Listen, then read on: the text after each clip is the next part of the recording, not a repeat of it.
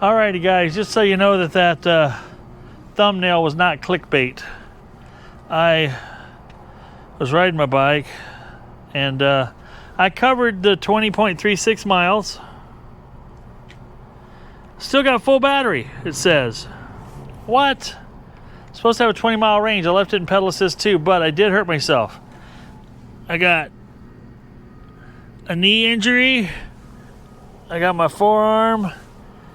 I ripped my pinky wide open on the knuckle. That bled like a stuck hog. And my helmet got a little rash on it. So I'm glad I was wearing my helmet. I went down hard. And I went down on something similar to this. It was a curb cutout. It's hard to see it on GoPro. But the painted lines, striped lines across the crosswalk, I was in the white lines. But they didn't show that the curb was 3 feet, or it was about 2 feet inside the white line. So I caught about half curb where I went down. And I was already like 13 miles into my ride. Hit hard and went down hard. My shoulder, and I'm gonna feel this tomorrow. I feel it now. It's gonna get worse. But the bike did a great job. Didn't even hurt the bike. So there's that. Watch the rest of the video and I'll share some more with you at the end. Hi there folks, and welcome to another episode of Michael in the Backyard. Well, the boss, she can be an enabler. So coming up in a later video, not later in this video, maybe I might give you a sneak peek of it, but I did, I've got an e-bike that I've been riding, and I bought the boss an e-bike just this past week and showed it to her, and she rode it around the yard, and we're going to go on a little ride with it, and maybe I'll capture some video of that, her on the bike. But I got bike fever, unfortunately. So no, what you're seeing here is not the beginnings of a bike shop. Now a person could say, well, Michael, you just 7 weeks ago, 8 weeks ago, June, let's call it June-ish. I had 3 bicycles. My old mountain bike, the old Schwinn here, and my old Bianchi Volpe, and another Bianchi Volpe that I bought back in 98, 99-ish, 97, 98, 99-ish time frame. I bought it because I like this one so much.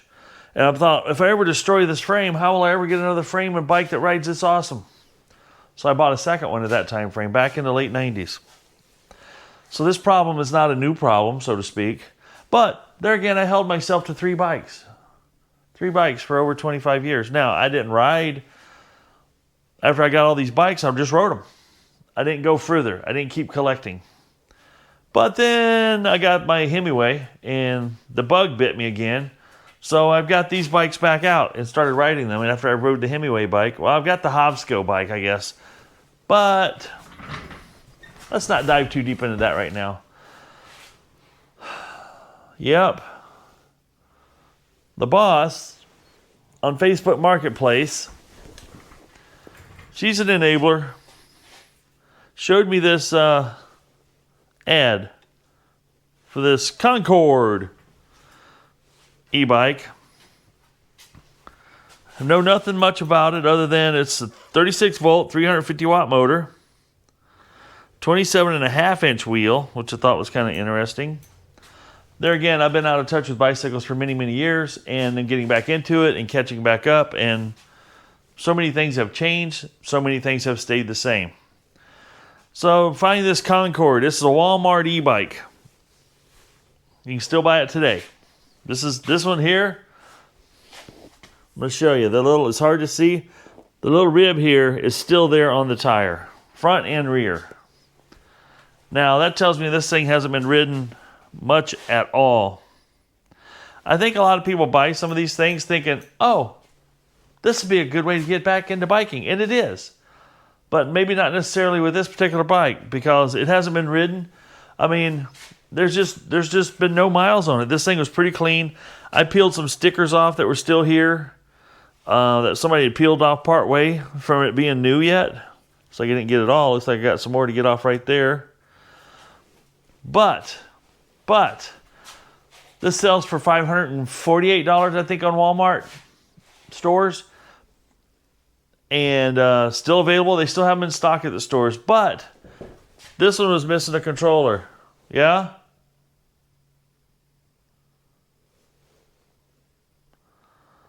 I heard a knock at the door. Pretty sure it was a cat, maybe.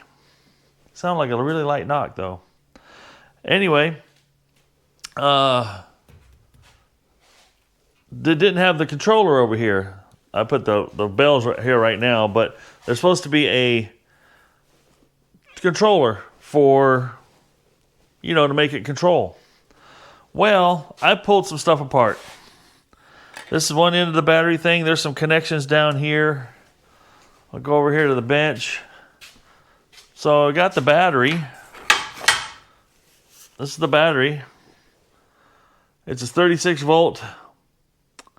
I believe it's only a 10 amp hour battery. Yeah, 10.4 amp hour battery. Not one of your bigger batteries in the market for this thing. And I've got my little, came with a charger, and I've got my little container of parts that I pulled off last night, along with the crank sensor here. And I asked him, I said, where'd the controller go? He goes, well, I didn't get it with the controller. He goes, I kind of got ripped off by a guy because he said it was this, that, and the other thing. And I'm like, oh, that's too bad. But I said, where's the controller plug in? I said, that wire's missing. And then he shows me this. And I'm like, oh. So there's supposed to be a nice little plug on the end of this. And when I mean nice, I mean like a waterproof, watertight type plug that goes on the end here.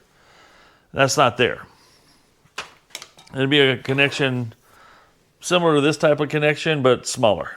This one goes into the actual motor itself. Well, so I pulled, this is the whole brains of the operation here. This has all the wires. This connects to the motor back here. I think it's a 9-pin plug maybe.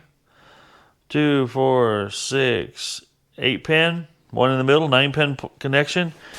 That plugs in back here. And this box resides right down in here with all these wires plugged in. This one connects to the battery. Or these two connect to the battery. Not a lot of connections here. What I'm saying is there's a lot of connections here. I'm not sure all of them are used on every e-bike because... Sorry for the little quick jerking interruptions there. I just changed out the SD card because it was saying, the GoPro was saying, you need a better SD card. I'm like, been using this one for a long time. Maybe the SD card's getting tired, but it kept shutting off because it said that it couldn't record at this speed and quality level because, you know, I go for the highest quality level. But anyway, I forget what I was just saying before I got rudely interrupted by the camera. But I'm not sure that all these wires are used. And another interesting thing I saw is the wire that was plugged in here. I'm going to bring you guys along for this ride, this journey. As you can see, there's 6 wires there. There's a yellow, green, black, brown, blue, and red. And then it plugs into a red, blue, white, black, green, yellow. So no brown. But this white goes into this little plug, which goes into a black. So there's a lot of little bits of magic going on in this little controller, as it were. So then I got online and I found a controller. Well, I wouldn't call it a controller. Yeah, it's a battery controller. It's your main interface that you have with your bike. And it shows a red, black, blue, green, and yellow, which I have all those wires, but I also have a brown wire. So where does that go? I have no idea. None. Because this doesn't even go to a brown wire, but this plug here plugged right into here. It fits. So the guy that I got it from said his dad was helping him with the bike. And obviously I'm pretty sure he had been in all of this because to unplug that wire down here, he had to pull the computer out or the battery controller out and the wires run, like for that wire runs out down here, runs up through the frame. There's a cavity right here. Runs up through there, comes out right here, and then would come out under the bike and around and up to the controller. Does that make sense? So anyway, this will have to move again. I'll have to move it over somewhere else because eventually that's where the controller will be. And this was an interesting one. Now, I'm not a e-bike expert. I'm not a bike expert, but I am very mechanically inclined, and I'm a quick learn, and I understand when things are right, wrong, or somewhere the other way in between. So when I got this, the back brakes weren't working. Well, this was loose, so it wasn't even connected anymore, so it had no back brakes. Now I've adjusted that up and got that so it works. So now the back brakes work, front brakes properly adjusted now. And what else did I find wrong with this thing? Oh, the grips. These grips, I'm gonna check the one at the store. These grips had this little palm piece here that normally sticks out and comes in, hits you on the heel of your hand. So when you're riding, you got a little extra, resting spots here. These were pointing forward, which I thought was really weird.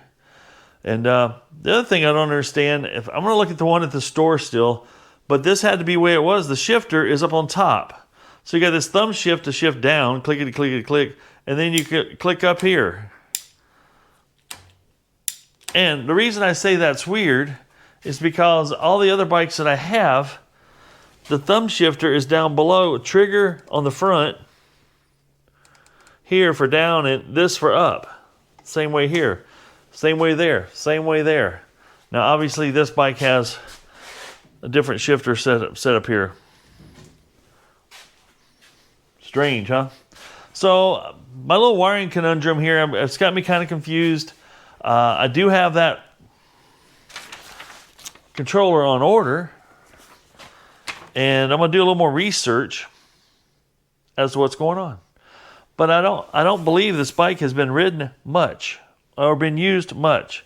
Other thing, I can't find a manual very easily for it, and it's got red, green, and blue. And if you hit this button and hold it, I get a blue light. Push and hold it again. I don't know what's going to happen. I'm just trying it.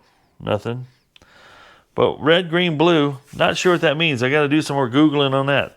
The battery itself, there again, has its own charge port. It's an independent piece. That has a lot of weight to it. And I've got the other crank arm off because I do have this crank sensor pulled off. This crank sensor is kind of neat because it just plugs into the computer as well. And all this does is rotate inside here freely, and I'm sure it just detects movement and says, oh, he's moving. He's moving and grooving. This is a little key lock for the battery. There again, handful of screws. I put it all here. The little key that locks the battery in place. That little key is right here. This does have a built-in headlight. It's a little guy. I don't know how much light it'll light up, but eventually we'll know. Why did I get this? The boss showed it to me, and I'm like, $200? Missing that? Seems like an easy fix. It's not. The bad part is I'm going to a place called Marshalltown, Iowa. A guy had a couple of Schwinn e-bikes. Yeah, it's a sickness. One for $150. I'm like, hey, cool. Says the batteries won't take a charge. I'm like, that's weird. So these batteries don't typically go bad very easily. Makes me wonder if a wire's come loose or inside it. So we may be taking a battery part apart on that one. And but I'm going to pick them up. It's $150. I'm like, okay. He goes, you want both? I'm like, what? He goes, they got two identical bikes. I'm like, okay. Both have the same problem. I'm like, okay. I said, would you do $250 for both? And he goes, comes back to me and he says, about $275. I'm like, done. Let's do it. So I'm going to go pick those up this morning. Those will be back here by mid-morning. Meeting him he was driving. I said, I can come over tonight. I won't be back till late. I'm driving back from Indiana. I'm like, okay. I said, 9 o'clock's not late. He goes, let's just do it in the morning. I'm like, all right, let's do that. So anyway, stay tuned as we continue this saga on what have I done now. But this is fun for me. You guys might think, oh my God, what are you doing? You're just jumping all over the place. You're welding, you're fixing trucks, you're doing this, you're doing that. I'm like, I have many interests. And I think my wife discovered yesterday online that she says, you're not a hoarder. You're a collector of things you might use later. I'm like, I like that. I'll use that. So I am a collector of things that I might use later. And you guys are along for the journey. I bring you along. If you watch this channel just for watching, me work on a motorcycle, it'll happen. If you watch this channel for me to work on my truck or car or weld something together, fabricate, or excavate something in my backyard, you're in the right spot because that stuff will happen. And I'm bringing you guys along for the ride. And I also like to, as I learn, like to share what I learn with you guys and move forward from there. But yeah, I am learning. I did try the disc brakes out. I am learning that cable brakes, like this, that actually pull this lever forward to stop, are not quite as powerful. Now these pads and stuff might not be burned in yet. Might not have maximum grippage. So we'll find out. Because there's barely any marks on the rotor themselves other than, honestly, if this bike has 50 miles on it, I'd be surprised. But, yeah. I don't know. The nice thing about this commuter bike, it's called a commuter, the Concord Commuter, 27.5. That 27.5 is just for the wheels. But it does have a lot of seat post. So, a short rider to a tall rider. So, why did we collect these or get these? Well, since my wife and I both have e-bikes and we have family that comes over every now and then, it would be kind of cool, if they want to, that I have a couple of extra ones of these bikes. Now, these only have like a 20-mile range, and I'll test that range. A 20-mile range on that battery, 10 amp hour battery. And, but that's 20 miles is a pretty good amount of range. But that family could go riding with us. Hop on it, and we can go ride some stuff around and enjoy together. All right, folks, we round-tripped it. It's about a little over an hour and a half where I went to get these bikes. And met a wonderful person. His name was Todd, and made me a really good deal on these bikes. Here they are on the rack.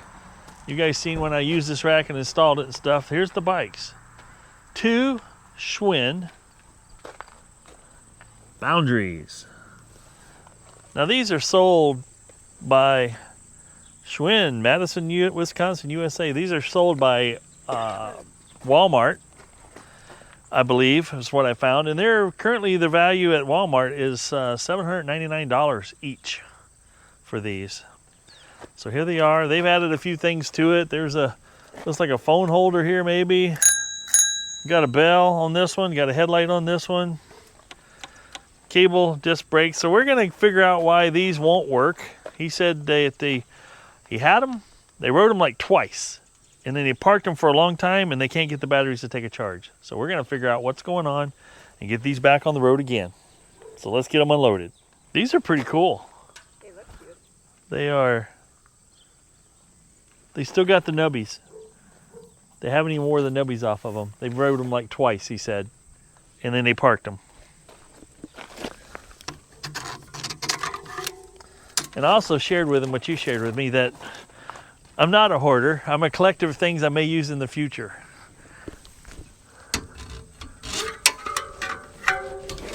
And Todd was one of those people. Because I saw where he had these at, and he's a collector of things as well.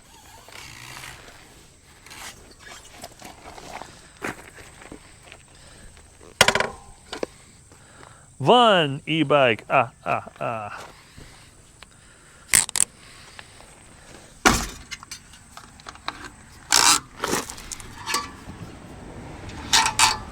This bike rack is one of those things you buy, you kind of hope you'll use because they cost a decent amount of money. And I've used the poop out of it. There's not a week goes by that I don't use it. Either to take my bike for a ride, to go riding somewhere, or to be a collector of things. It works really well.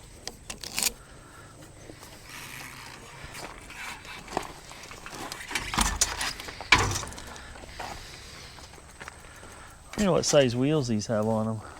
Looks like the same 27, or these almost look bigger.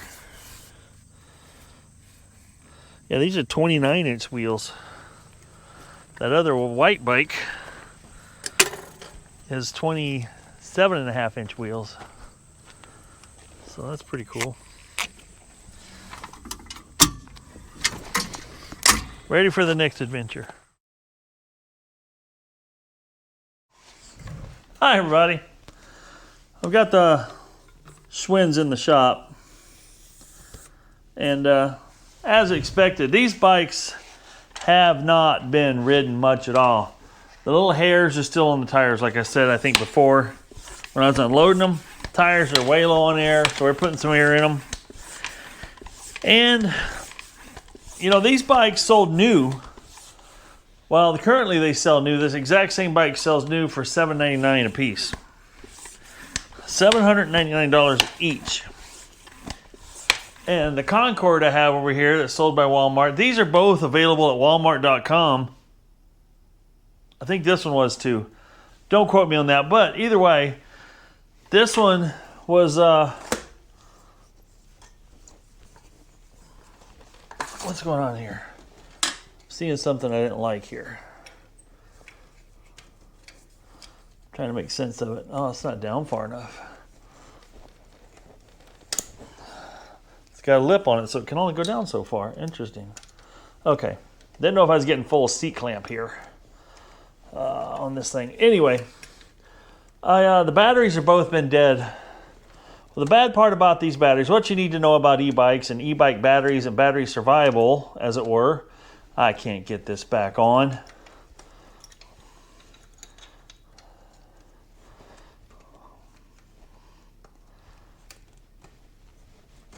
Goodness. All right. Should I really be working on bikes if I can't even solve that little issue? Yeah, most likely should be. So, you know, I picked these up from like an hour and a half away. What you would consider in Facebook Marketplace land a smoking deal for much less than they were worth brand new. They wrote them. From my understanding, talking to the gentleman I bought it for, awesome guy I bought it from, he said that they bought him, him and his wife bought him, and they went for a couple of rides, and then apparently she has other bikes that aren't, maybe not e-bikes, or other better e-bikes, or something like that. Anyway, they sat and sat and sat, and the bad part about these batteries is you can't let these batteries just sit for an indefinite amount of time. We're talking years, you know, type of thing. If these batteries are going to sit for more than 2 to 3 months, according to the book and things I've learned, you need to charge them back up to at least 50% because they will slowly deplete over time, just like bicycle tires will go flat just sitting around. They will bleed off to nothing. Well, these batteries are supposed to be 36-volt batteries. And I'll show you the other one that I'm gonna let's call it fix. Was at 3.8 volts, which is terribly low.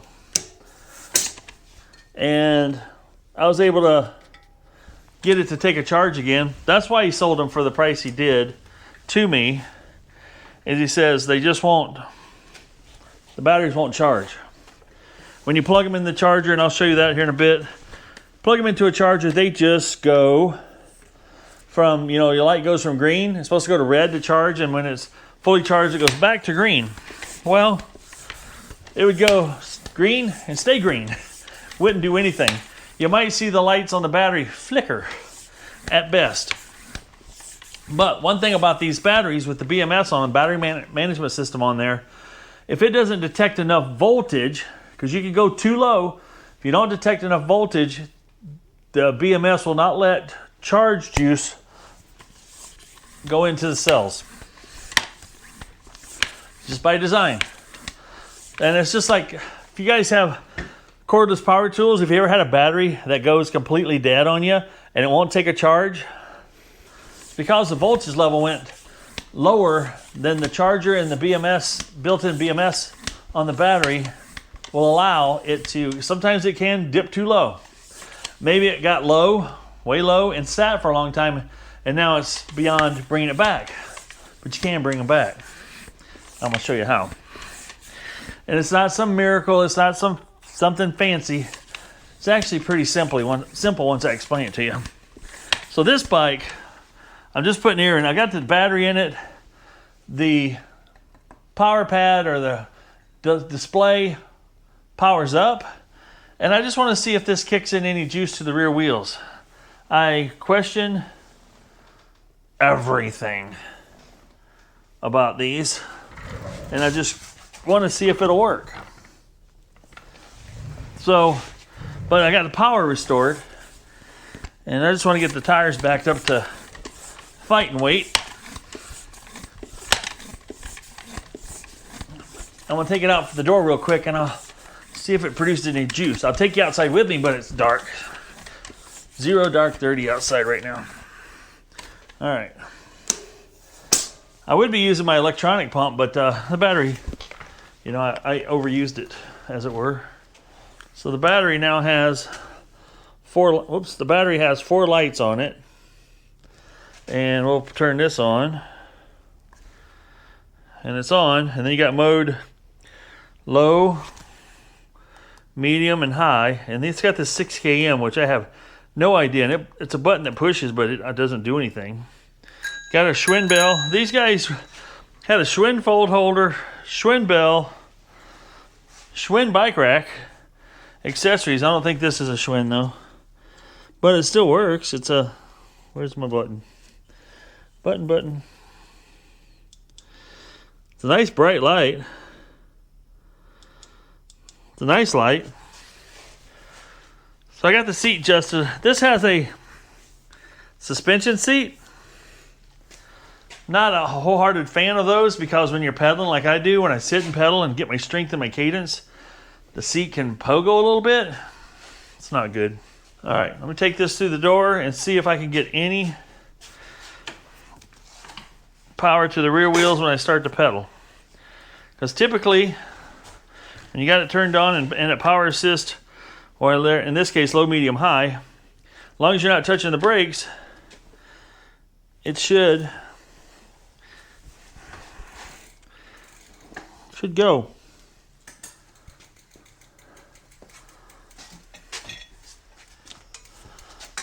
Well, this bike works. Obviously it needs some tuning up. Shifters need tuned.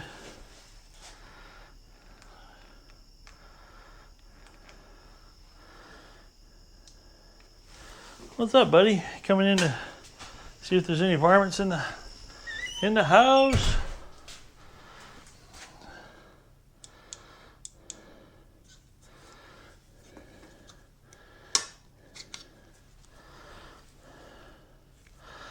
Oh, tail light's actually a USB rechargeable type stupid, not type C. At least it is rechargeable. That's good. That came with the bike. But the guy, when he sold me the bikes, he said, you know, the batteries won't take a charge. And he wasn't wrong there. But I did a little trick to get it to take a charge. But I rode the other one with that the battery doesn't work on yet. For some reason, I put this battery in that one, and the motor wouldn't engage. Now, keep in mind, this is a 36 volt system, 250 watt. And I don't expect it to have the same kick in the pants as my 1000 watt Hemingway. But the 250 watt is there, it's present, and you can feel it, and it definitely helps. And but with a 10 amp hour battery, your range in pedal assist 1 should get you just over 20 miles. We'll do some testing on these, all these bikes that I'm playing around with anyway. But I'm bringing you guys along because I honestly think an e-bike is a great way to get back into biking. It's also as economical in some cases as a regular bike. The pros and cons, there's several pros and several cons. The pros is you get a little bit of boost, a little bit of power, a little help going up grades. Cons, the battery dies. You got a regular bike that weighs more than a regular bike does. But this bike's not bad for weight because it is a smaller battery. It doesn't carry a lot of weight in the battery. There's enough, but this is a 29-inch wheel bike, and it's got mechanical disc brakes, which when I tried to stop, they didn't want to stop very good. It's because I don't believe they've been burned in very good. This particular one, I mean, the fuzzies are still on the tread. It hasn't had squat for miles put on it. But anyways, some tuning up to do on this guy. And there's nothing else really to show you here, except if I do some tuning up, I'll walk somebody through that. But it came with a luggage rack that it didn't have. What are you doing, cat? Cats will play with a used zip tie. But overall, I don't like the telescoping seat post. I think those are an absolute joke. Mainly because, like the way I ride, you sit on it, you get your seat adjusted right, and you hit your first bump and it goes goon. And it isn't like it recoils. It's not like a super, once I'm on it and it's down, it's down. Okay, now we're going to nerd out a little bit here because this is what I find interesting. When I say interesting, along with many other things. So here's the battery out there of the bike. It doesn't do anything. Here is the charger. Let's see if it does it at all here. Yeah, this one doesn't even flicker. The charger stays green. Doesn't recognize there's anything hooked to it.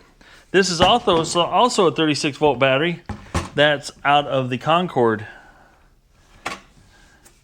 And this one is obviously fully charged. It's not going to turn red at all, I don't believe, because I just charged it up to full last night. And even if I leave this one in for a little while, oh, I did see it that time. I don't know, it's going to happen just right there.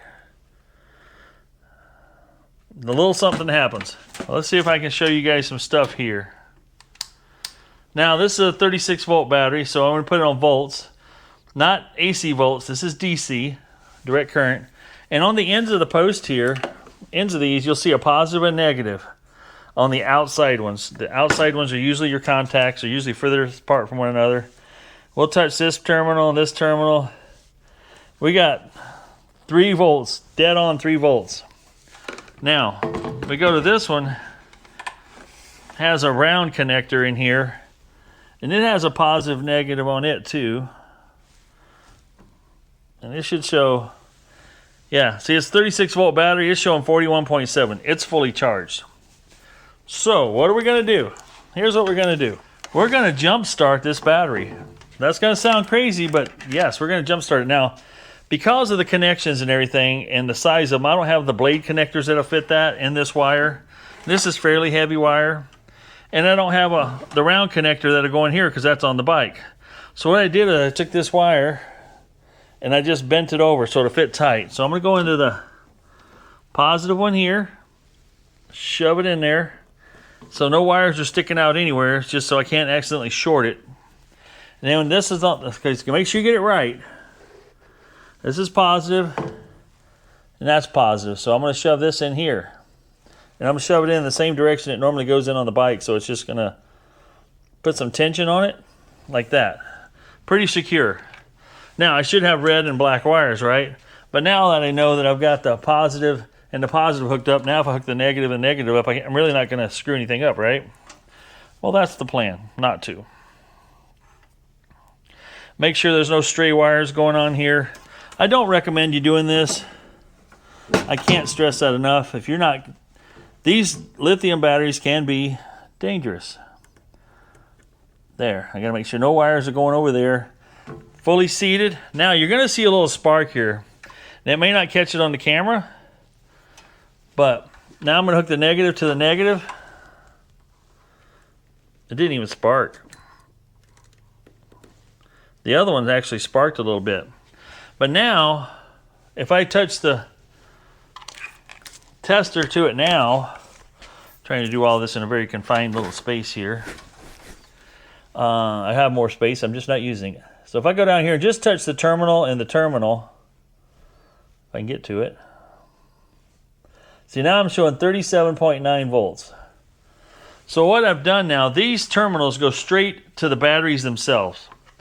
There is no, between these terminals, this feeds the bike power, this feeds the bike power. Then this goes straight into the battery control part of the bike. And now, let's see what happens. They say leave this on for 10 to 20 minutes like this. What it is doing is it is sharing voltage from here to here. So we want to let that do that and kind of like stabilize. So this had over 40 volts. It instantly went to 30, what does it say, 37? So it's pulling and dragging and kind of like trying to do some things. I'm going to give this a minute here. I almost want to try it now. Oops, wrong hole. Boom, instantly that turns red.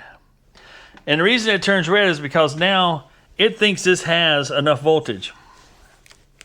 What happens is this battery management system, once they drop down to like 32 volts, it shuts the battery off. And if it doesn't detect at least a minimal amount of voltage, and I don't know what that minimum is, but it sure as heck ain't 3 volts, it won't charge. It won't put juice back in the battery. Now, by doing this, putting the juice in here, and this hooked up to here, this is trying to charge both batteries. Is it going to overload it? No, because this is a 2 amp charger. It's only going to put out 2 amps, and that's it. Now, that 2 amps might be going into here and into here, so you're getting like 1 amp a piece. Not very much, but see, that only took a few seconds to do that. Now, some people might say, don't do that with the wires connected. I did it yesterday and it worked. I did it today. Some of you guys that know more about batteries can share in the comments what I did wrong. I'm more than happy to hear about it. But I did the same thing with this battery over here. Only I let it stabilize for about 10 minutes or more. But now, I turned this on. Now I've burned off 1 bar because I just went for a ride. And I ran it at medium and high. I didn't run it at low, medium and high. So that's going to be the maximum draw. Now the difference between that bike and this Concord is the control here is much nicer. Oh, turn it on, push and hold. Come on, push and hold. Let it boot up, there we go. This one has a nice battery bar here, shows mileage, shows all kinds of miles per hour. Pedal assist, 1, 2, 3, up to 5. It's got an odometer, it's got a tripometer. So if you hit that, there's your trip. That's your time of riding, so to speak, since it's been turned on. It shows that here is at 39.2 volts, which shows your battery's full to empty here, which is pretty cool, but it also shows where your voltage is at. So this one has been ridden, and we rode it, put about 8 miles on this since it's been charged up. So it's not going to be at the full 36 volts. Well, these batteries, they go up at 40-something volts. They'll come down a little bit, and then they run flat, and then they dive off at the end. So if you look in the book for this, and I'll show you that too, because this is all very valuable information if you're getting into e-bikes. These are things you need to know. So if I can find the battery part pretty quick here. I saw it last night, and I thought, that's pretty cool and pretty informative. And this battery isn't unique to this bike. This kind of thing would be for every e-bike when it comes to battery and battery life, for instance. So here, like it shows on the battery.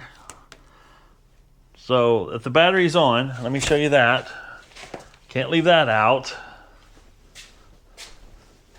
So right here, if I push the battery on just to see where it's at, battery's showing blue, which is fully charged. And then it goes to green, then it goes to red, then it goes to blinky blink. which will be something we're talking about in the voltage ranges here in just a second. So you can kind of monitor your ride, especially if you got a certain distance you're trying to cover and you want to preserve the battery. You can preserve the battery by having it in pedal assist 1 and just let it help you along and ride. And then when you get toward the end of your ride and you want to burn that battery down and have some fun, crank it up. So yeah, so here it is, blue light showing 38 volt, which that was showing more than 38 on that readout. Green light's 36 to 38. Red light's 35 to 33. Blinky red is 33. Under to 33.5 volts.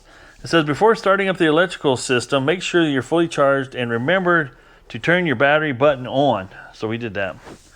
So anyway, as you're charging it up, these are your voltage range that this represents. And as your battery bleeds down, that's what will happen.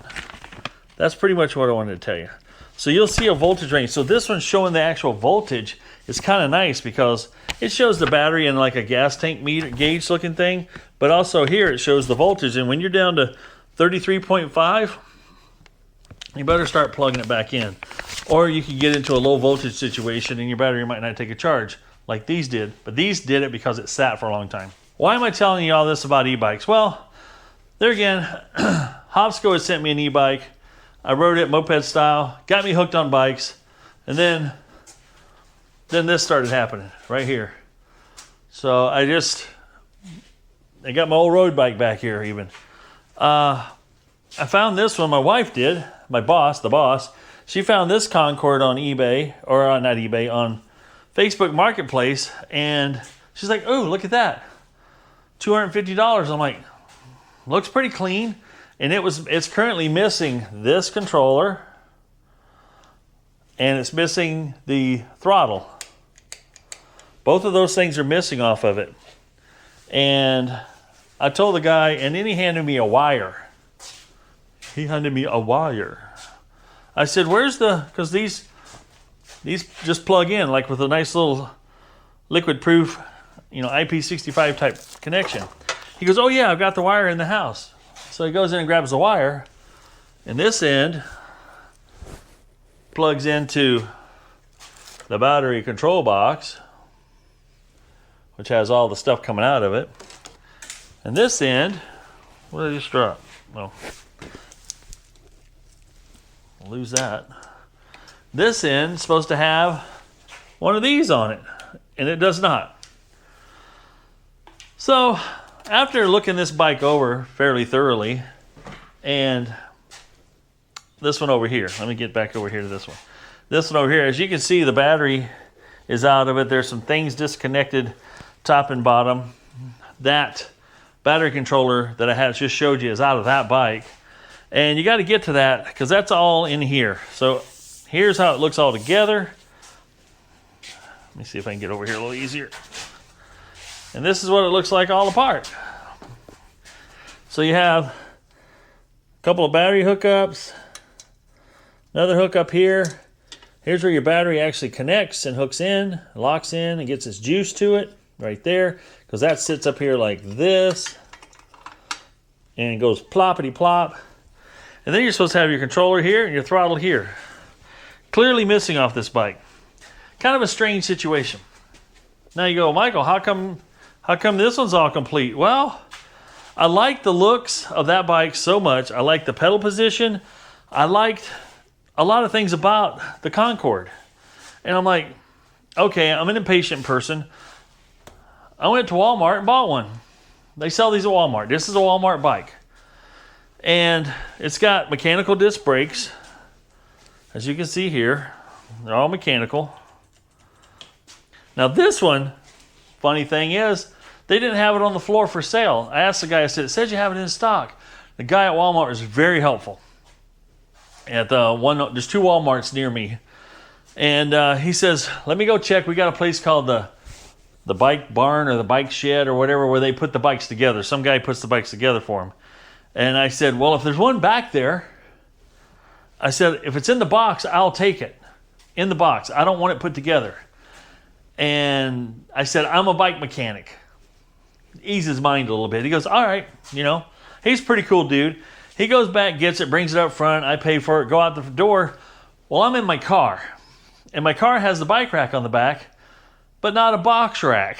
So what did I do? I assembled this. I had a toolkit in my car that I always carry in my car, and believe it or not, I was able to put it all together, not fully adjusted, but all together, tight enough to put on my bike rack. And then we dumped the cardboard in the cardboard recycle bin and brought everything else home. And that's how it's here. Then my sister-in-law went for a ride with us on it. I've ridden it, and I like it. And this little light, look at this guy. Let me turn it on for you.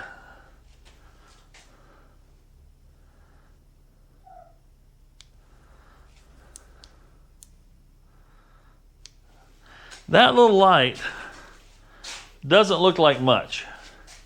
But I'm going to turn the light off. At night, I was impressed. The good thing about this particular light is it's hooked right to the battery. So you don't have to worry about ever charging it up. But yeah, now the bike's sitting in a bad angle right now. But when that's out in front of you, you can see the road very well. Okay. Enough darkness. I'm scared. All right. So why did I buy this bike? Well, I like the other bike.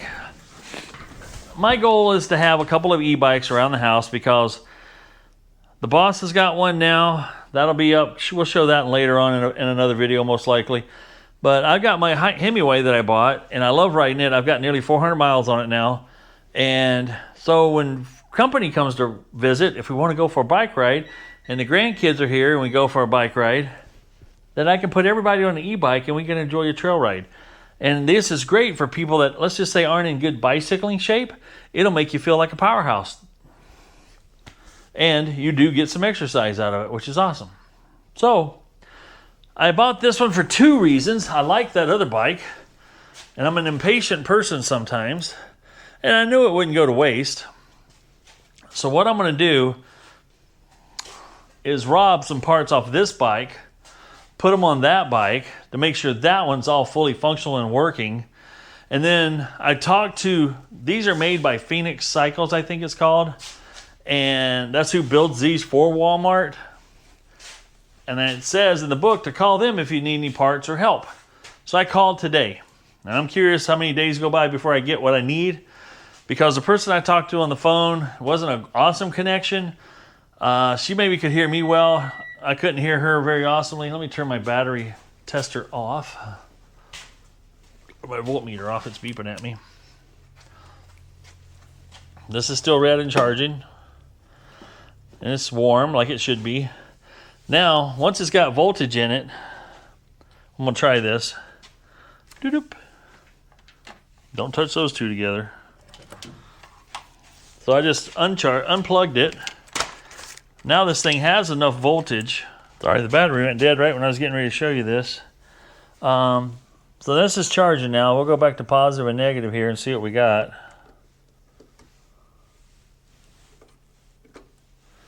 Oops, went too far. Won't work on 20 volt, over limit. So now it's kicking out 37 volts. At basically 2 amps is what it's doing to charge this battery up. Awesome. This battery's still showing blue, which is good. So advantages and disadvantages of what I've done here. Well, I got 2 e-bikes for a really reasonable price. Now, I don't know if these batteries, because of what happened to them, how much did that hurt the lifespan of the battery? We're going to check that out just by riding it, charging it, and riding it, and keeping an eye on it. Because I can actually take my voltmeter with me, pull the battery out, check the voltage, even though it has a voltmeter on it, which is not really what I'd call scientific, but it's there. So there, it's showing full voltage here. This is your power mode here, so you can, and that's as complicated as that gets. But I'll be able to keep an eye on it and see if I'll put some miles on it. I'll track it with my Strava app and go, okay, the battery seems to be as good a condition as it was when it was new, is be the goal. And then maybe I send this down the road and let somebody else enjoy it. or maybe I hang on to it. I don't like the seat post, so that'd be one of the first things I would change and put a regular seat post in there, because that'll give you, you can't only go down to here, and for some shorter leg kids, it might not be quite low enough.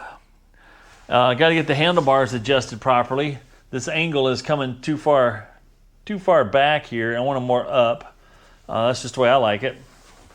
But overall, riding it, I was a little disheartened when I rode that one, and it wasn't putting out juice, but I rode it. I'm like, I don't like the position, nothing. I don't like anything. It was just blah, blah, blah, blah, blah, blah. But then I got this one out there and rode it. I'm like, okay, seat's not the most awesome seat, but it's not awful either. As you can see, it's a little bit narrower saddle here than this one. And a couple inches here can make a difference depending on the person and the person's sit bones. That one seems to fit me a lot more comfortably than that one does. So, alrighty. So yeah, we're gonna dissect this bike next. I'm gonna pull the battery out. I'm gonna pull these same things off I pulled off on the other one over there. And I'm gonna get all those components that are over there that's missing here onto that other bike. What are you doing over there? The kittens will play with everything. He's having a ball. Boxing the cardboard. Get it, tear it up, tear it up. But yeah, we'll see, and see if that one over there is in just as good a shape as this one. And then if it is, the only thing I need to get is the parts from Phoenix. I have, at this moment of time, when I made the phone call into them, I talked to them. And like I said, it wasn't an awesome communication, but they took down all my information. I tried not to confuse her. I said, hey, what I've got is an e-bike that I bought, a Concord, and I had the model number and serial number and stuff like that, off Facebook Marketplace that's missing a few components. And I said, but I like the bike so much, I went out and bought another one new. And I think she got maybe a little confused during the conversation that the one I bought was missing components. Not the case. And because she made some kind of comment about insurance or warranty, and I'm like, no, I'm thinking in my mind, no, we're going down the wrong road, but I'll let you keep talking for a minute if it helps me get moving forward. But I want to buy the parts. I'm not looking for them to, me stick it to the company or nothing. That's not who I am. So if I can get the parts, great. That is the end game. So without further ado, we're going to go in here and start pulling this one apart. You guys are thinking, wow, brand new bike and you're just going to pull it apart. Yeah, it's what I do. But also, I need to know what's going on over there. So when I have more conversation with the people at the Phoenix, I can tell them exactly what I've done, that I know I know all I need is this, that, and the other thing. I'm going to take pictures of the parts that I need and send it to them. And I'll be able to cure my own ailments, as it were. All right, let's dig into this thing. The keys on these bikes are strictly, so that locks in place. The keys on these bikes are strictly to be able to pull the battery.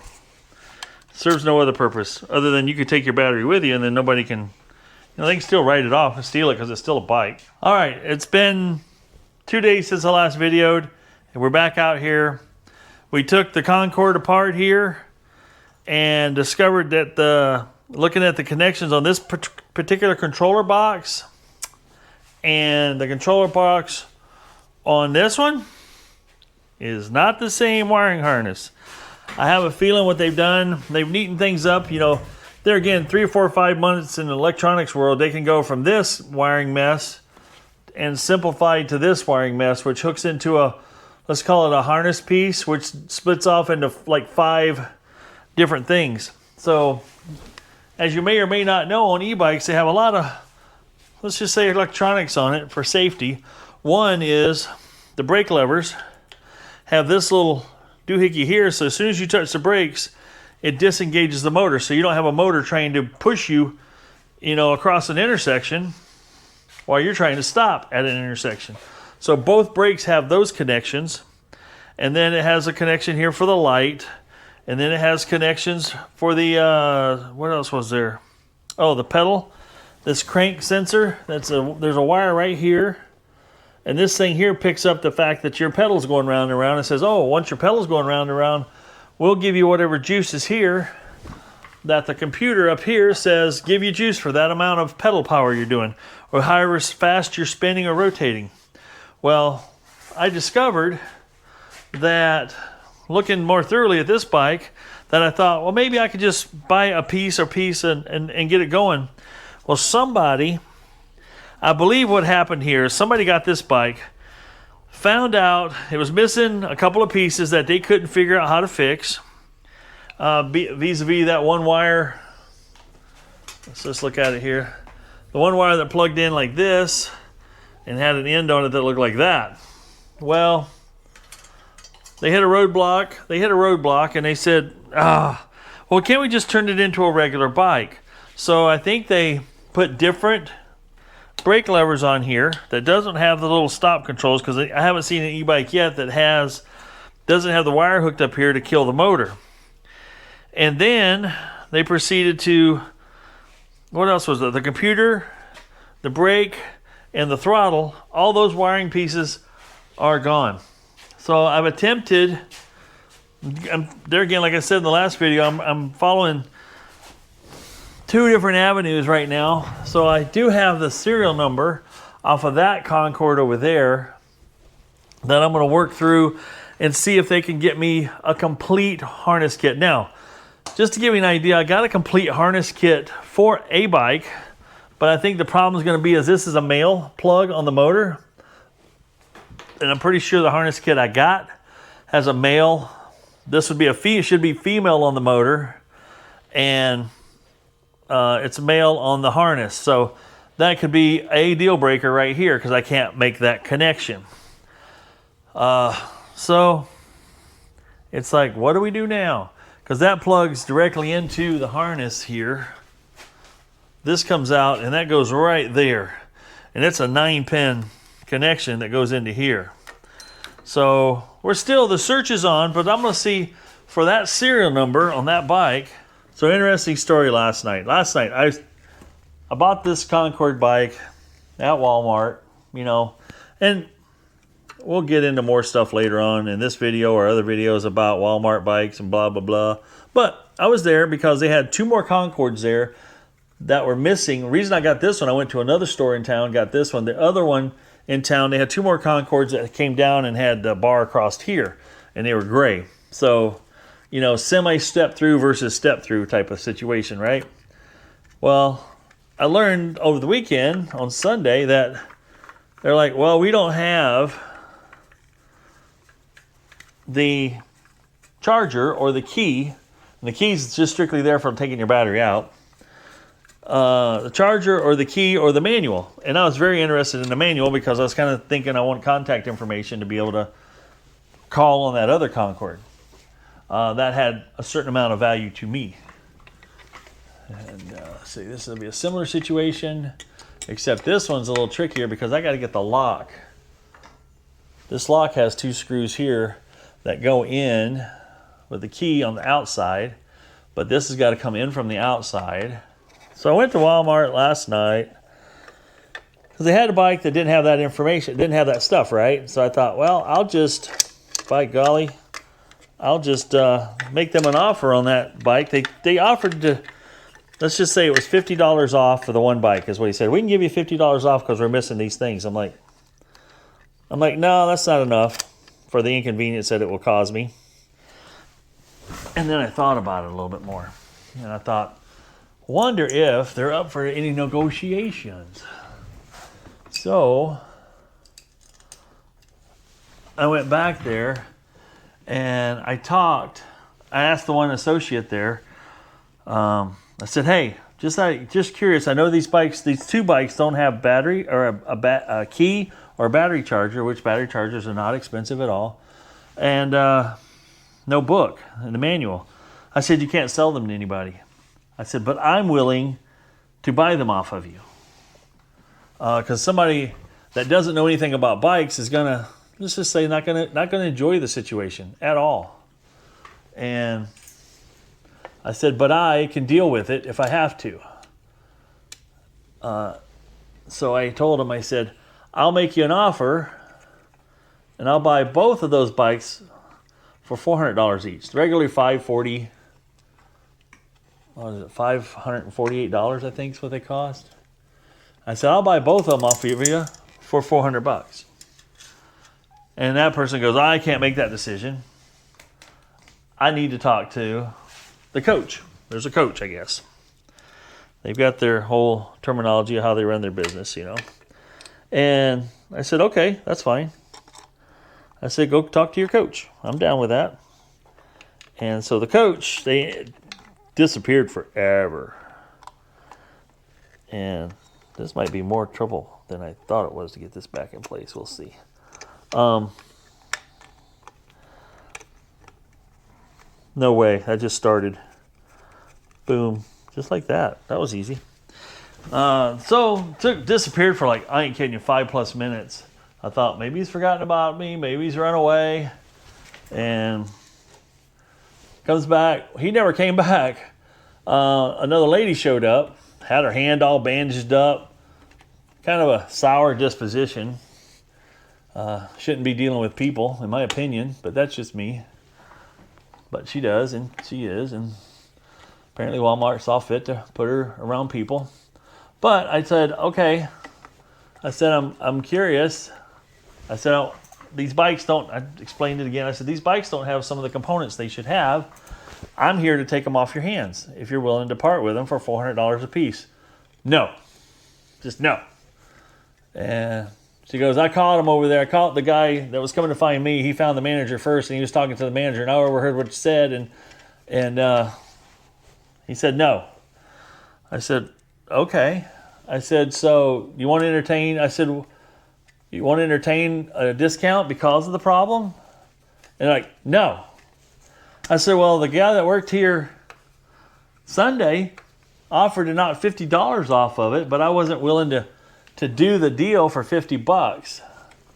And she goes, nope, no discount. I said, none at all. So if I want to buy them, I got to pay full price, even though it doesn't have that? Yep. I'm like, I said, that doesn't make any sense in any world that we live in, but okay. I said, I guess there's no deal.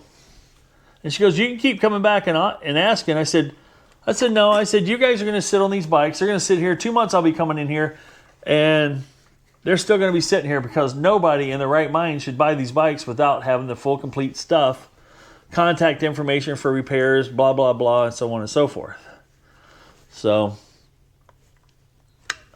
I said, adios, amigos, I'm done. Well, it just so happens there was a couple there with their little daughter, 2 little girls actually. Watch out, Blake. I'll put this back in and make sure I didn't pinch any wires horribly.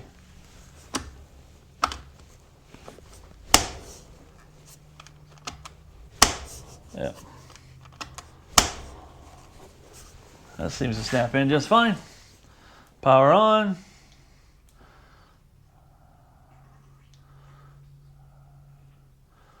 Boots back up, that's good. Pedal assist 4. Let's give it a crank and see what happens here. Oh yeah.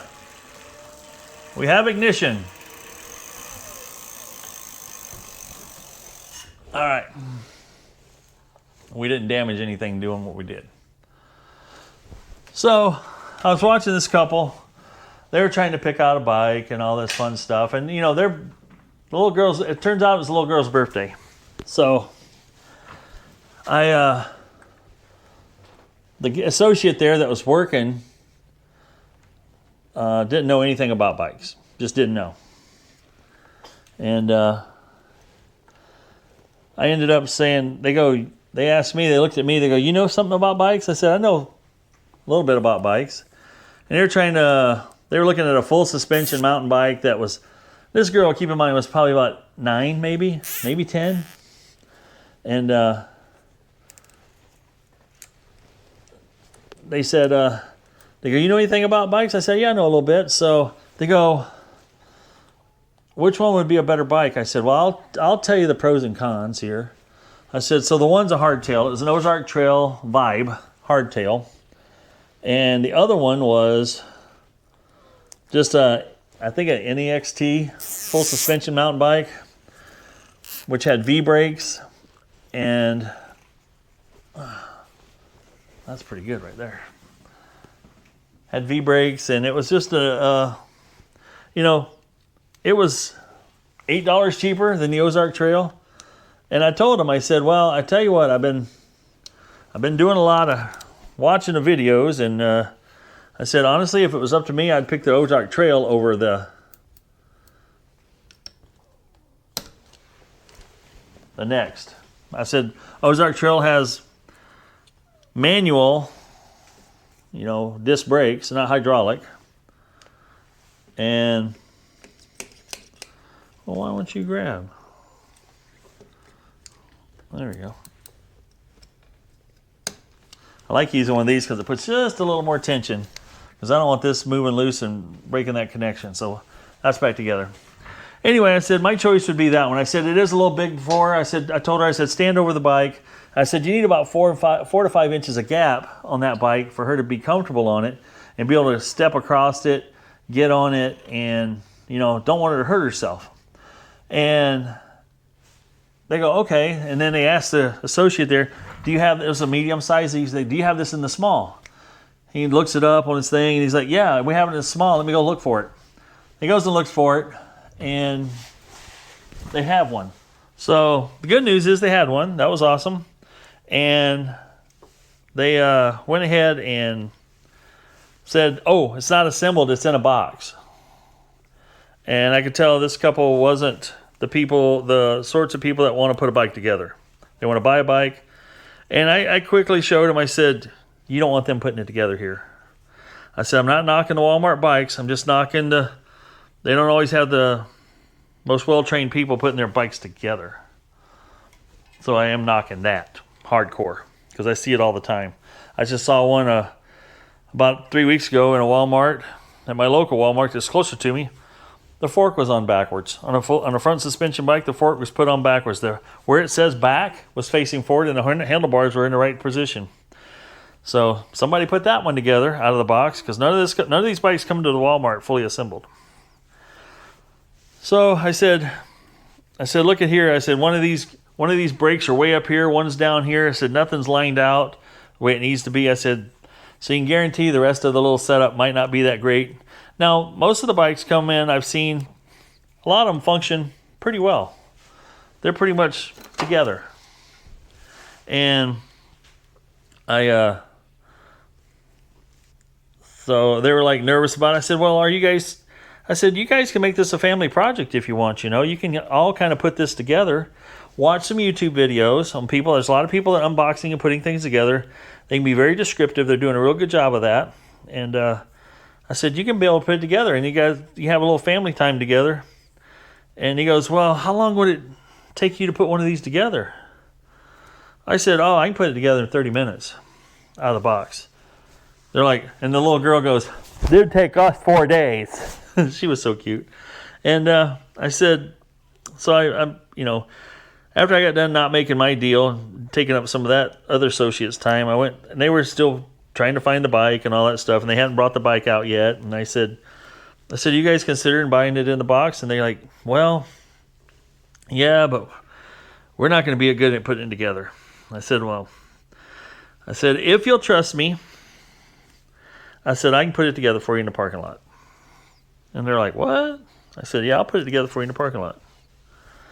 And they go, so how long do you think it'd take? I said, 30 minutes or less. Really? I said, yeah, really. So we go out to the parking lot. It was weird walking through the store. I'm like this creepy old guy, right, with this younger couple and their 2 kids. It's funny because I'll tell you something a little later about it, but it was funny because of their reaction. Anyway, we went out there and met them out in front of the store. I said, go over here, put the box in the back of your pickup. I'll meet you over here on the side, out of the way of everybody. And boy, I think I did a better job than they did originally. Of course I did. What are you looking up at me for, Blake? Listening to the story? All right. Let's go get this tail light off this other bike. So after the awkward walk through the through the facility there. We got the bikes and got out front. I said, meet me over there, and I did. And so we got the box down, and I looked at the birthday girl, and I said, hey, starting a timer? And the dad looks at me and goes, hey, she takes things very literally. She will time you. I said, that's fine. Let's make some fun out of it. Let's see how fast we can put it together correctly. And so we get it out of the box, and they're like, oh, it looks like that. And, you know, I whip out the old, I always got one of these on me. I whip out that and start cutting zip ties off of it to get excess everything, get it apart. So we get it out, put the front wheel on it, and start getting the handlebars up on it. And we're just talking while we're doing it. And lo and behold, I didn't know Mom was taking a lot of pictures of us doing the process here. And I'm like, that's cool, you know. And I proceeded while we were doing this. They go, sorry, GoPro overheated. So we're putting the bike together. She's taking pictures and all that stuff, probably for evidence in case I was a bad guy or something. Anyhow, we get the bike together. I had to actually pull the front fork out, take it out of the bearings, and get the cable routing, because the cable routing from the factory was garbage. So I got that routed properly. Perfect. Look at that. Oh, yeah. We can ride at night and not get killed. So we get the bike, started getting the bike going all back together. Everything's looking good. Got things adjusted, made sure it did what it's supposed to do. And you just see the girl's getting more and more excited because it's really going to happen. She's really going to have a bike that night. And got it all done. And then I asked her, she's a smart little kid. I asked her, I said, so have you had a geared bike before like this with a shifter? She goes, oh yeah, don't shift the gears unless you're pedaling. I'm like, you know everything you need to know about this then, don't you? So we got it ready to ride. We adjusted the seat a couple times. Then I told her mom, I said, if you got a black seat post, take a silver Sharpie and just put a circle around there, a line around the top of your seat post. So if you have to pull it out and put it back in, you can put it right back where it was. You don't have to worry about trying to get it refitted again. So I had her ride it once. I said, it needs to go up a little bit more. I'm watching her leg length, you know, so it's, because she was like this, where it needs to be more like this. So she can, you know, pedal it with as strong as she can. And so she rode it, and all of a sudden she just took off across the parking lot. Click, click, click, click. She's changing the gears like a pro. Comes back, everything's good and happy. And the little sister, which is probably, I'm thinking 2 years younger than her, maybe 2 years, 2.5. And she's like, she's being a good little sister. She's not acting jealous. She's not, Mom, I didn't get anything, you know, and all blah, blah, blah. Just the sweetest little thing. And I said, when we got her bike all together, I said, have you guys heard of Buc-ee's? And asking the parents and the kids. And they go, is that big gas station chain with they're just great, gigantic and stuff? I said, yeah. I said, hang on right here for a minute. Last time I passed through a Buc-ee's, we bought probably 2 on the way down, 2 on the way back. The boss and I did of these Buc-ee's plush pillows. And I had it right in the back seat for who knows how long. We had it in the car, so if we go on a long road trip or something, we could put it under our head. The passenger could take a nap and use it for a pillow. We never have used it. So I said, hang on. Went to the back of my car and got this brand new Buc-ee's pillow with a big Buc-ee's face on it, you know. And it's got the beaver tail hanging off the back of it. And I said, you get a pillow today for being such a good sport about your sister getting a bike. And she was like, she just grabbed that thing and hugged it, which is awesome, you know. And then the parents are like, we got to get a picture. I'm like, no, I don't need a picture. And while we were talking, they go, how do you know how to do all this stuff? I said, well, I play around with a lot of stuff. You guys that watch the channel already know that. And I said, I got a YouTube channel where I do a lot of stuff. I called Michael in the Backyard. They're like, it's called what? And so they looked it up, and sure enough, they found me. Both of them on both of their phones logged in and subscribed to the channel. I'm like, because they tried to give me some money. I'm like, no, absolutely not. I said, you guys just let me do this for you and subscribe to the channel. That's all the payment I need. And plus, to see how happy this little girl is, just, you know, makes my day. I said, I blew a deal today in there. I didn't get a deal, and but this makes it all worthwhile. And the fun part is, just the weekend before, that Sunday before, I had bought this bike and had to put it together in the parking lot because I didn't have room to fit the box in my vehicle because my vehicle was full of stuff. So anyway, they were happy about it. Sorry, the camera died again, overheated. It's a GoPro, it's an action camera. If it ain't in action, it just doesn't like it all the time. Plus it's inside a case, which helps hold the heat. But they were happy, I was happy. They went on their merry way, I went on my merry way. And it's funny because like I said, I told my wife that I was putting together a bike in the parking lot, and I was hoping it would trigger her to think, he just bought another doggone bike, which I didn't. But today at work, come to find out that lady has a Facebook page, obviously, most people do. She had posted a whole big old thing about this guy, this stranger, complete stranger in the Walmart store, approached them and told them that he coached them on putting a bike together or buying a bike, which bike to buy, and that he put it together for us in the parking lot. And above all, he gave the other little sister a Bucky's pillow. And then she put on my YouTube channel, the Michael in the Backyard channel thing on there and stuff. So it was really nice. And she was like, there's still good people in there. So she goes, there's so much bad going on. It's nice to, have a reminder that it says there are good people in the world. And it was just warmed my heart to be called one of those good people. So that was pretty special. So I wanted to share that story with somebody. I'm not bragging, not by any means, but it was just a good, feel good story. And everybody needs a little one of those every now and then. All right, I'm going to turn the lights on this bike, and I'm going to take it for a spin around town, just because I can. And then I'll park this up in the other bike garage and go from there. We'll be back in a little bit with more stuff. All right, folks, we're out here getting ready to go for a bike ride. I got the Concord step-through commuter. It's a commuter. Feels like there's something missing here. Commute. Maybe it's a Commut R. I don't know. But I want to see if it has a 20-mile range that it touts it has. I'm going to put this on pedal assist 2 only today. So we're going to power this on. And we're going to put it on pedal assist 2. I got a fully charged battery here. I got a fully charged battery here. They claim a range of 20 miles. Pedal assist 1 is very mild assist. If it doesn't really feel like it's there. Pedal assist 2, you definitely know it's there, and it helps out a lot. So I transferred my phone mount. This phone mount is actually fantastic. It does a great job. I've transferred it. It's a quick release thing. Bites onto the bar. Seriously tight. I've wrecked my mountain bike with this on it, and the phone stays in it. So my goal is to put you guys in a bag and still record while I'm riding, and so I can get the voice captured a little cleaner than I can with my GoPro. But you guys are going on a ride with me today. Let's turn this one on. There we go. This is a wide angle lens, so I happened to go by the mall earlier today for lunch, and I went to Shields because I bought me a mirror because I don't like to ride without seeing things behind me. So I got the mirror picked up, took my utility knife and cut a hole in the grip. So this is all mounted up, ready to go. And spider web right there. We're gonna go for a ride. I got my little ding ding trail bale, and let's have some fun.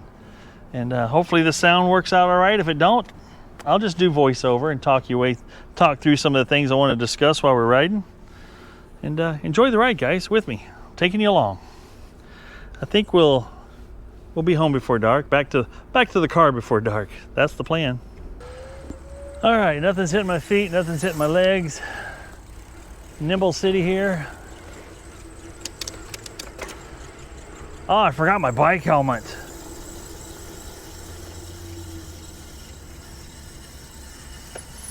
Gotta go get that.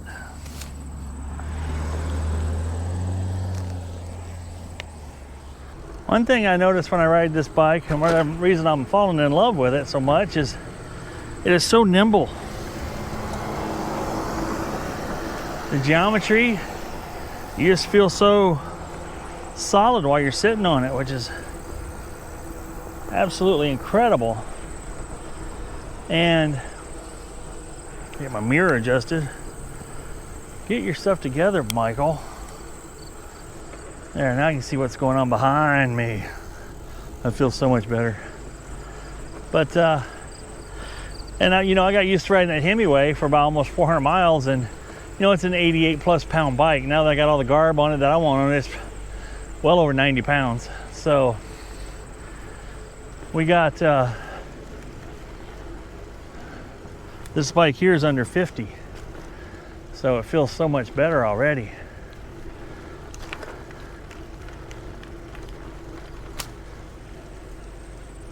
How you doing? But just the way it, back and forth, and the way the handlebars are, and the geometry, and it being completely a hardtail and no suspension fork, I thought this is gonna be a rough ride, but it's not. On these trails, I mean, on the off-road, sure, but on these trails, be a little rough.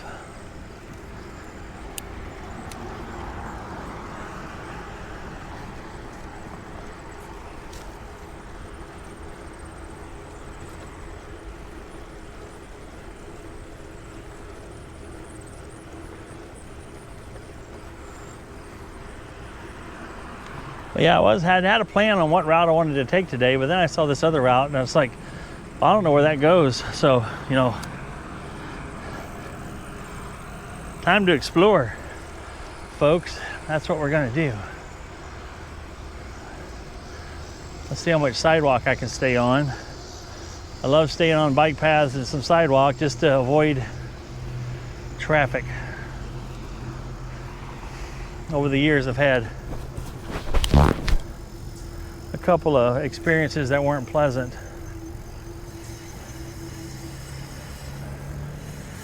So I gotta stop here, and they gotta stop there, so we'll cross here.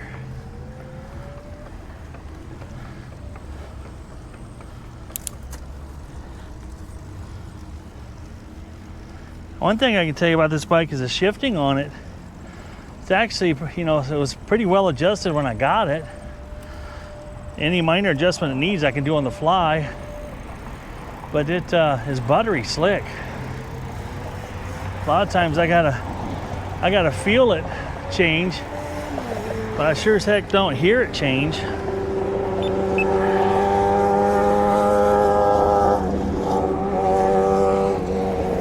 I see people hit those walk buttons and they'll sit there and hit it and hit it and hit it and hit it, and I'm like, just hit it once. It goes beep when you hit it.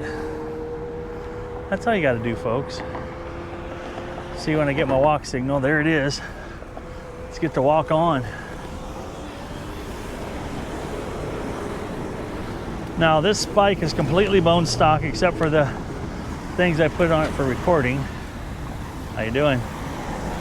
Hey, a couple more. Looks like an Aventon's e-bikes there. Now, the reason I'm keeping on pedal assist 2 is this going to help me go up grades. But it's not gonna send me up grades at, like right now I'm going to this little grade at 9.7 miles per hour. That's fine. That's all I need. I see some people like on these e-bikes and they're not even pedaling, they're just throttling, and I get it. You bought it because you don't want to pedal. Me, I like to pedal. I like to get the heart rate up, get some exercise, as it were.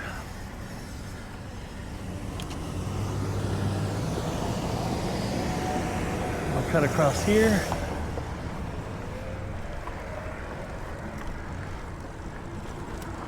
But when it kicks on, the electric part kicks on, it's smooth. Now it won't let you do the throttle unless you start pedaling. It won't throttle from a dead stop. This is not what this was all about.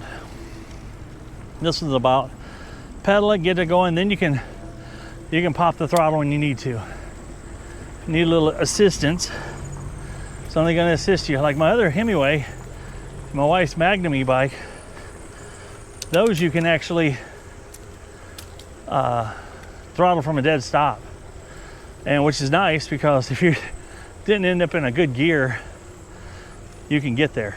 Ooh, there's a Mr. Rabbit. And here we're going up a grade. This Strava will tell me how much climbing we did, elevation change, so to speak, and when it's all said and done. Had a slow start. We're 1.2 miles now, is all, but I told the boss, I said, give me an hour and a half to get 20 miles in. Well, we'll see. It's been 8 minutes of ride time. The other thing I like about having a rearview mirror, you guys can agree or disagree, is you got them on your car, you got them on your motorcycle, because when you turn your head to look, your body doesn't always keep things in the forward position when it comes to steering.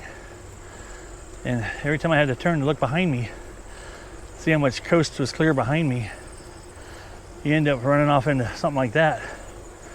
Not good. All right. A few of you commented when I took you on my last ride. Some of you enjoyed it. We talked about some heartfelt things here and there. And it's always good. I know it's kind of a one-way conversation. It's me talking, you guys listening. Now I want to take a moment to appreciate everybody that does listen to me. This is the trail I saw today when I went over to Shields to get my rearview mirror. It goes under Interstate 80, which is kind of cool. But I have no idea how much trails are on the other side.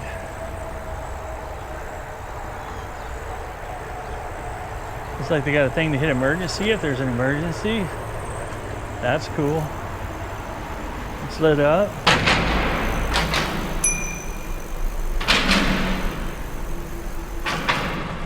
Don't need a bell when you run over those things. Those are loud. How you doing? All right, which way do we want to go here? It's 1.6 miles to Overbuilt Chemist. Let's take a right.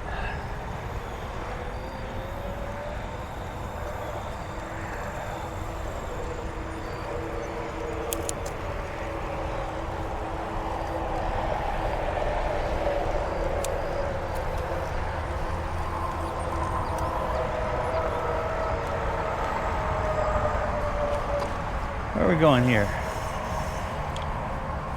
All right. That's over to a park area. Okay. Maybe this just loops around the park right here.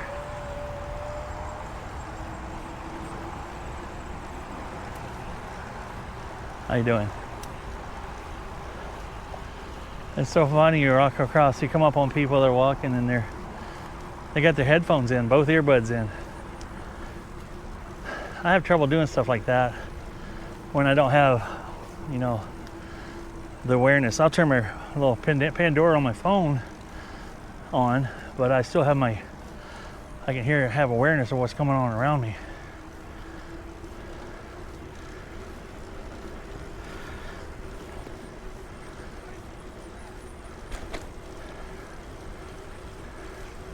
How you doing? How you doing? Good.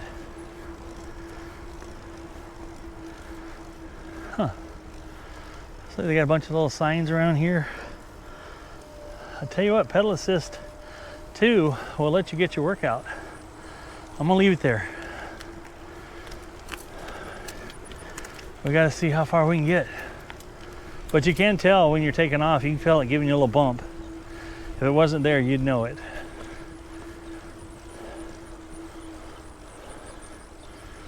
Looks like this dumps out to a sidewalk into a neighborhood. All right.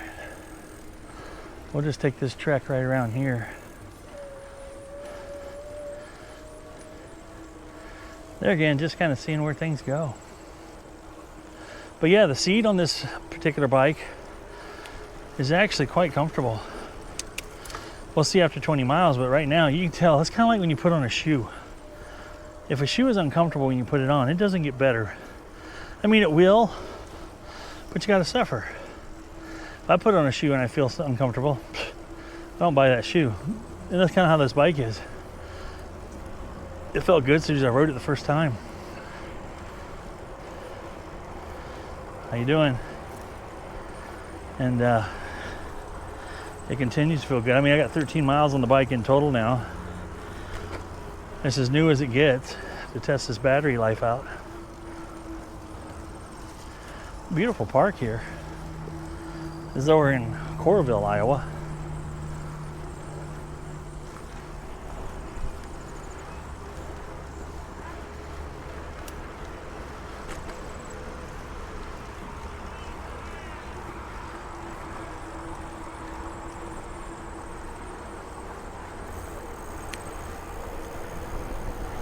Now time will tell, but I'm not trying to diss any bike shops or big box stores like Shields or sports stores and stuff. Where does this go? Let's just dump out to the road. Oh wait, where's this go? Huh.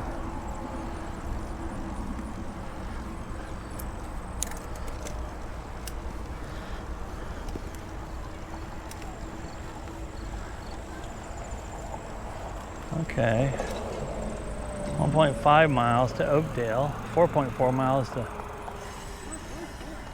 Recreational Center, Clear Creek Trail. All right, we'll take the sidewalk. Why not? Nice and wide.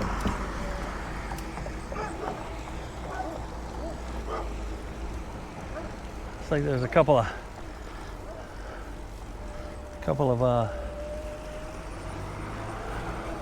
scooters up ahead of me, or what do you call those boards, or like razors, electric razors.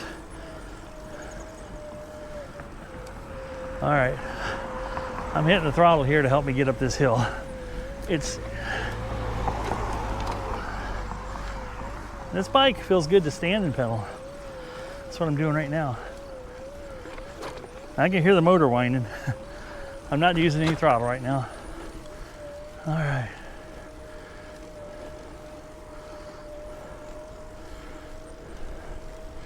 One thing about a climb, you usually get to enjoy the downhill part of it, eventually.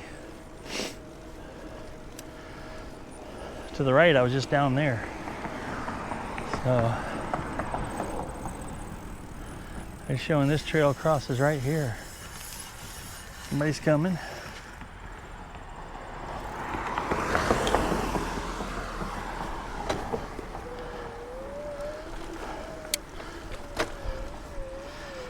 This bike feels sturdy. I'm standing on the pedals and it feels sturdy.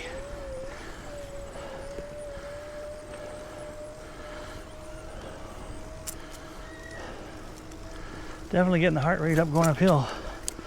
Drop it down to first gear. The first gear isn't what I'd call a really low gear either on this. The chain ring on the front of this thing's big as my head. That's saying a lot.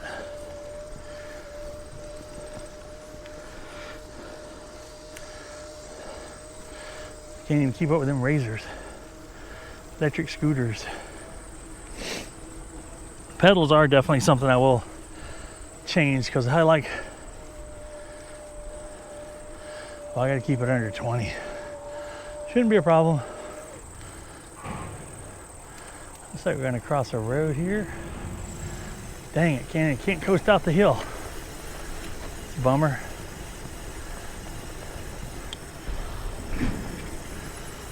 The brakes are burning in real nice. Nobody's coming. We're just gonna go slow. But pedals, I like pedals that have a little more tread, or you know, spikes on them. Keep my feet stuck to them better. These are doing okay. I just know there's better ones out there for me. And some of you might go, oh, you want to put clipless pedals on. Well, guys, I did the clipless pedal route for years. And now that I've gotten back into biking, I can see a usefulness of them because you can get more power out of your pedaling. Totally get that. But I also like to just be able to hop on a bike and go. I don't have to go, I need to change my shoes. I got to put on my biking shorts. I got to get my special jersey on. you know, look the part. I'm over that. This is I ride in the clothes I wear, and I just enjoy it. Man, I think we're climbing to the top of the world here. That's pretty cool. We're gonna go in first gear to get up this guy. No pedal. No throttle assist. Oh. Yeah, we gotta stand up on this one too. First gear.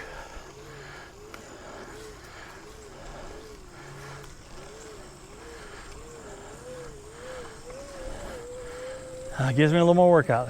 I'm not complaining about that. I like the speed limit 20 though. Which, that's all a class 1 e-bike should do, and that's what this is, a class 1. It's beautiful through here though. Wow. Yeah, we're gonna do more than 20. Right here. Ooh, we're coasting on out. Hit 24 or 25, just coasting there.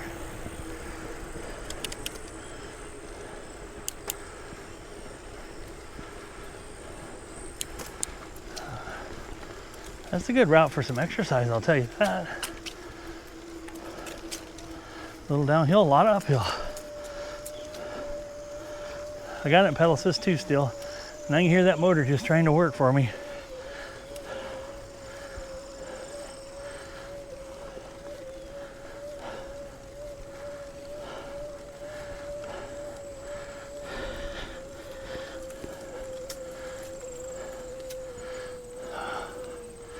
Where are we? I have no idea.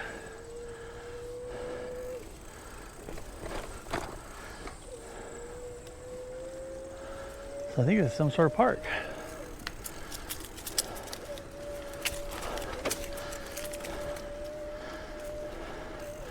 No motor vehicles. That brings up the age-old argument. Is electric power a motor or an engine? Cars have engines. Electrical things have motors.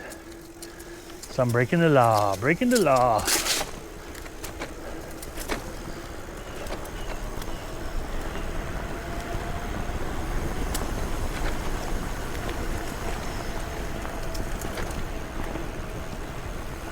Shade feels good.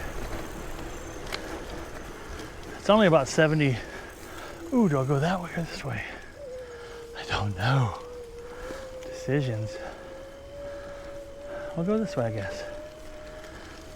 Actually, I get up early tomorrow because the bike group at work has a 6 a.m. ride. My goal there is to take my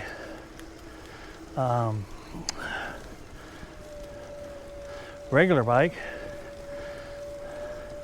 Bad part about it is it has clipless pedals. So I might have to swap them out with something else, I don't know.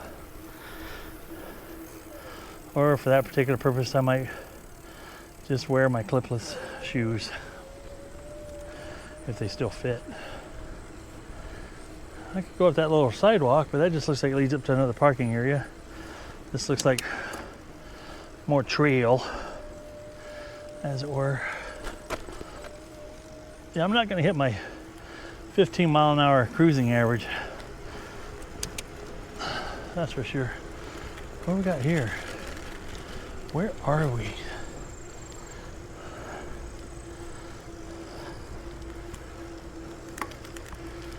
Just follow the yellow brick road.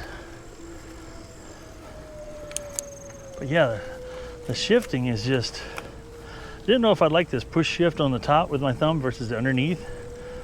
But you get used to it pretty darn quick. Where are we? Oh, I think we're heading toward, we're playing around with near the town of North Liberty. Looks like we're heading that way. Yeah, when you get on flat ground, you can feel the motor kind of boost you along. It's definitely helping you go up hills. I almost want to go that way too, but I also want to go this way. So many decisions. Private property, no trespassing. We won't go there.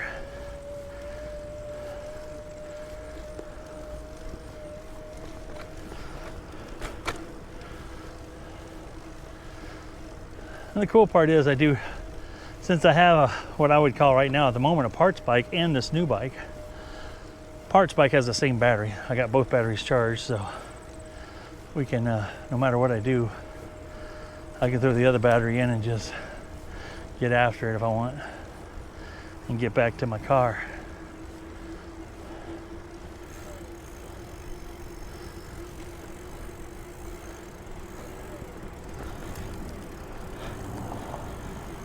Definitely feeling it in my legs. That's a good thing. Let's see, we got decisions to make here. No cars coming. Oakdale Boulevard, North Liberty. 3 miles. Let's go for it. We're going to North Liberty.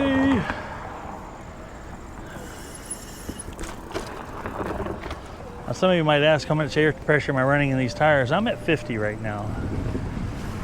And this bike fits me pretty well, you know. I'm a 6'1" guy, and the reach and the pedal stroke and the seat post is adjustable enough to actually feels really good, really good.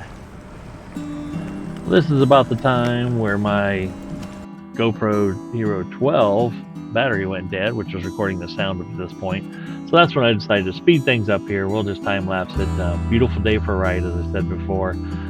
Explored a lot of new trails. As you can see, these trails are wide in areas. There's somewhere areas where it narrows back down to like a normal sidewalk, but these are massive bike trails. The Iowa City, Coralville area has done, North Liberty have done a fantastic job of creating, you know, bike-friendly environments. So I highly encourage you to get yourself over this way. Park it in any parking lot there and pick up a trail and go for a ride. Highly encourage that kind of behavior, that's for sure. And in this area, I rode up through this way, just checking it out. Neighborhoods, some nice neighborhoods I rode around in once the trail led off into there. Got back on the trail once I hit a dead end and, you know, just backtracked a little bit. As you can see how much traffic is on that particular road, there's no way I want to be on that road. And so we kept riding. I saw a sign that said 9.9 miles to Stolen. I'm like, wow, wasn't planning on going that far. So I decided to head up that trail just a little bit and see what it was all about. And I guess there is some guys at work told me there are some areas where you actually do have to get on the road, ride on the road a little bit. And it's also not a very good road as far as a lot of area to ride, as far as, you know, shoulder or sidewalk. But the people are used to cars in that area, and they do a pretty good job of giving you, you know, some leeway there, which is appreciated when folks do that. I try to do that when I ride. I don't like to try to get too close to somebody. You never know when they're going to trip up and have a little accident, throw themselves into the street in front of you. You don't want that to happen. Coming up here is where I met a curb, and the curb didn't treat me very well. Here it comes. You know, I thought I was paying attention. I was in the middle, and I caught a curb cutout. Bam! I hit that thing so hard, cased that wheel so hard, and I laid there for a while breathing and on my back, and then I sat up for a little while, about 2 minutes or so. And this is a time lapse of, you know, there's an officer actually stopped on the street there. He got up and he came over and asked me how I was doing. I finally got up off the ground and was checking myself out to see how I felt, and he got his first aid kit out and he gave me a Band-Aid. He goes, you know, and got me my finger to stop bleeding. I tore that finger open pretty good. It's actually bruised today. But man, my knee's sore, my back is sore, my shoulder's sore. Luckily I had my helmet, or I'd have had a sore head because I rashed up my helmet pretty good. I decided to go in here at Sugar Bottom Bikes. That's what caught my eye when I was right before I crashed. And it might have distracted me just enough that I didn't see that curb cut out. The curb cut out seemed to be, I don't know, further out. The angle was further out than I was expecting. So I was kind of just using my look ahead vision while I was riding, and I got that payback. Came back to bite me in the butt real quick. So at this point, I'm just sore and hurting, and I just want to get home. So I just tried to find my way back to the main trail, which is out through here, and I got back up on the sidewalk because I started hearing some noise the bike was making, and stopped again. Still didn't hear the noise, so I'm like, okay, we're just gonna push it on home here and get this thing back on my bike rack, and, you know, just go home and nurse my wounds. And well, I tell you, today I'm still sore 2 days later while I'm editing this and doing this voiceover. My knee is still pretty tight, pretty sore. My arm's sore, my shoulder's sore. It hurts to sneeze. So I landed pretty hard, but I'm glad I had my helmet on, because if I didn't have my helmet on, my helmet would have looked like, or my head would have looked like my knee looked, which is in pretty tough shape. So Good stuff. Enjoy the rest of the video. Okay, so I'm cruising along when I got these injuries that you saw at the beginning of the video. I'm cruising along. I'm probably doing 8-9 miles an hour, and I'm up on a sidewalk because I'm in an unfamiliar area, and I saw this place called, I think it was called Sugar Bottom Bikes. It's a bike shop there near Sugar Bottom Park and whatnot. Perfect place for a bike shop, I ain't kidding you. All the bike trails kind of go around and around in that area. Anywho, I was looking at that, and I was looking at the road, and I was kind of like, you know how you don't super focus in front of you? And I caught that curb, and I went down, and I landed so hard, and I laid on my back for probably 20 seconds, catching my breath, and then sat up. This knuckle's just dripping blood everywhere. And I sat there probably for a solid minute, just trying to gather my senses back about me, right? And then police officer there in North Liberty pulled over, and I was happy to see him. He goes, you know, he stopped. He goes, "You all right?" I said, "Yeah, I'm good enough for what I just did, yeah." And he came over and he saw my injuries in my knee and stuff, and I said, he goes, "Can I do anything for you? You need to call an ambulance or anything?" I said, No, I'm fine. I said, "I'm shook up." I said, "But if you got a Band-Aid, I'd appreciate it so I can slow this knuckle bleed down a little bit." And he offered to give me some gauze to wipe up with and stuff, some antiseptic wipes. I'm like, we're good. We're going to rub some dirt in it and get back after it. And, oh, yeah, I'm going to feel this puppy tomorrow. But the bike, let's just say the final assessment of the bike is in. Pedal Assist 2, 20.36 miles in an hour and 54 minutes. Just barely over average speed right there, 10.7. And I'm going to hit finish on here so we can finish up its thing. Yep. Save activity, you bet. And I'm going to try this bike some more, but I'm going to go full charge tomorrow and Pedal Assist 3. And let's see how far Pedal Assist 3 goes. Now, I will tell you, I went to Pedal Assist 5 for about 50 yards going up a pretty steep grade. I was in gear 1, and it helped me get up that hill really well. And then I dropped it back down. And then I hit the throttle like this. Oh, don't do that to your helmet. Oh, well, you had at least my head went in at that time. It's not good on them. Huh. Now I got another spot there. I had to get a new helmet. There's blood on my helmet. Anyway, Pedal Assist 3, we'll see what it'll do. But it's, like I said, I did that a couple times, but I stayed in 2 like 99% of the time. And it's still showing right now full battery, and then this is, when you hit that and it's blue, that's full battery. Green means it's still charged. Red means you're getting in trouble. Blinking means you're running on E, buddy. So, alrighty. Well, I'm going to get this weary old broken body home. I ain't kidding you. If I didn't break a rib or, we'll see how I feel tonight. I can move full range of motion. There's some tight spots, but minimal pain. We'll see how well I sleep. But yeah, I'm planning on getting back on this in the morning, riding with the group. If I can drag my injured self out of bed, which I think I can.